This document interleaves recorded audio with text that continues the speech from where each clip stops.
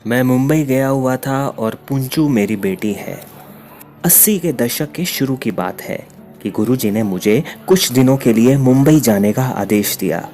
कोई function attend करना था और साथ ही अपनी दो बेटियों पुंचू और बिंदु तथा उनके परिवार वालों से भी मिलना था जो मुंबई में ब्याही हैं।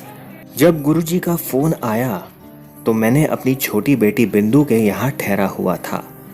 गुरुजी ने मेरी वापसी का प्रोग्राम पूछा तो मैंने उत्तर देते हुए पूछा कि मेरे लिए कोई आज्ञा हो तो बताइए। उन्होंने मुझे 2-3 दिन और रुकने का आदेश दिया और साथ ही कहा कि वापस आने से पहले पुंचू को एक नई कार लेकर दे आओ।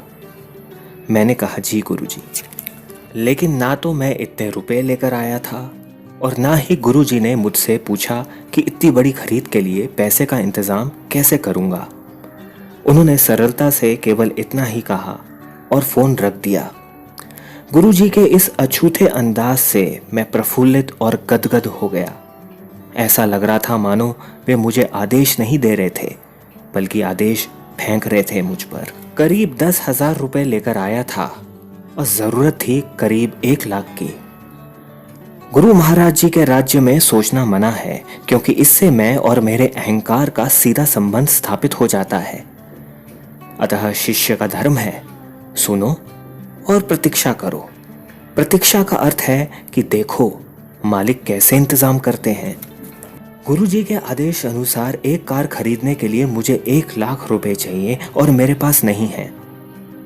अब और आगे देखें और आनंद लें और अनुमान लगाएं कि आगे क्या हुआ होगा, क्या हीला तैयार किया होगा गुरुजी ने वहीं गुड़गावा में बैठकर। सुबह बिंदु के पति और ससुर ने मुझे उनकी फैक्ट्री चलने का आमंत्रण दिया जो भिवंडी में है। रास्ते में उसके ससुर ने कहा, राजपाल जी, अब आपकी 2 बेटियां यहाँ मुंबई में रहती हैं, इसलिए आपको एक कार यहाँ पर भी रखनी चाहिए। मैंने कहा बिल्कुल ठीक, चलो अभी खरीद लेते हैं। और इस तरह हमने देखना शुरू किया और शाम तक एक नई कार खरीदने में सफल हो गए और उसी शाम को कार पुंचू को दे दी गई। गुरुजी का फोन सुबह आया था और उसी दिन शाम को काम हो गया। इंसानी दिमाग से या बुद्धि का प्रयोग किया जाए तो कोई नहीं मानेगा कि इतनी बड़ी खरीदारी बिना पैसों के, और उस स्थिति में जब कारें सेल पर आज की तरह शोरूम में नहीं बिकती थी।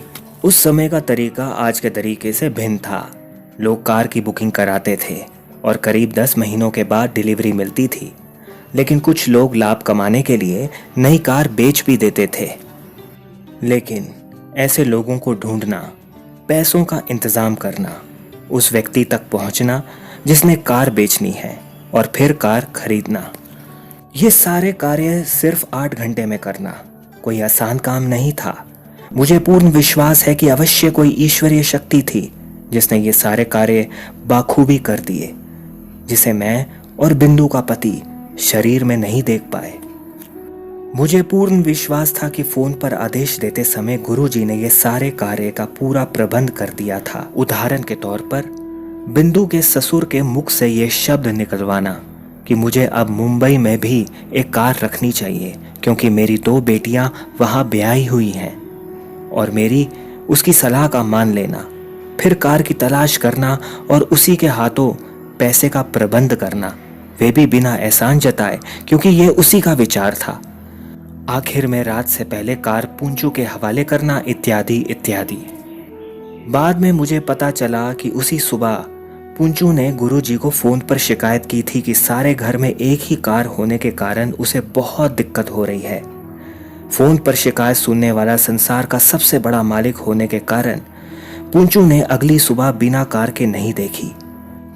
ये मेरे मालिक गुरुजी अपने भक्तों की जायज मांग को कभी नहीं नकारते और हमेशा हाँ कह देते हैं। प्रणाम साहिब जी।